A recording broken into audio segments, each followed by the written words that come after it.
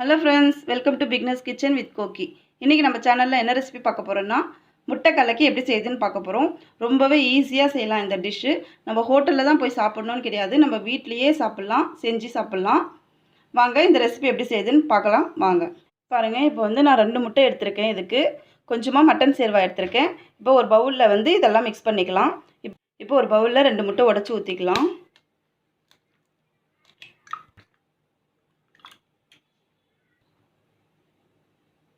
இப்போ பாருங்க இப்போ இது 2 முட்டை உடைச்சு ஊத்தியாச்சு. இப்போ இதுக்கு தேவையான அளவு உப்பு சேர்த்துக்கலாம். இதுக்கு தேவையான அளவு மிளகாய் தூள் சேர்த்துக்கிறேன். பெப்பர் தூள் கொஞ்சம் போட்டுக்கலாம். மஞ்சள் தூள் வந்து ஒரு சிட்டிகை சேர்த்துக்கலாம். இப்போ வந்து இது நல்லா mix பண்ணிக்கலாம்.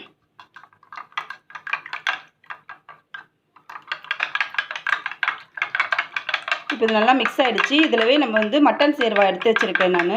இது மட்டன் சேர்வா தான் இல்ல, நீங்க சிக்கன் சேர்வா கூட நீங்க ஆட் பண்ணிக்கலாம் அதுல. இத வந்து மட்டன் சேர்வா நம்ம தேவையான அளவு ஊத்திக்கலாம்.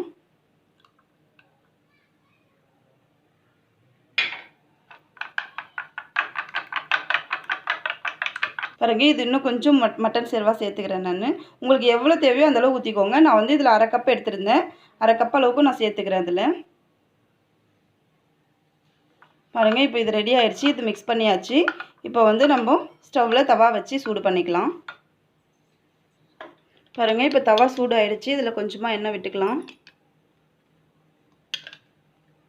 எண்ணெய் காஞ்சிருச்சு. இப்போ நம்ம இந்த கலக்கி வச்சிருக்கோம் இல்லீங்களா இந்த முட்டை கிரேவி அது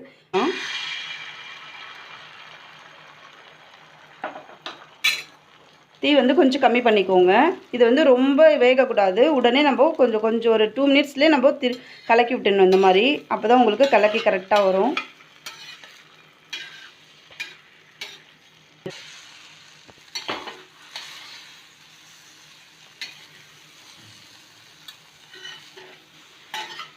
இப்போ இத எடுத்துடலாம்.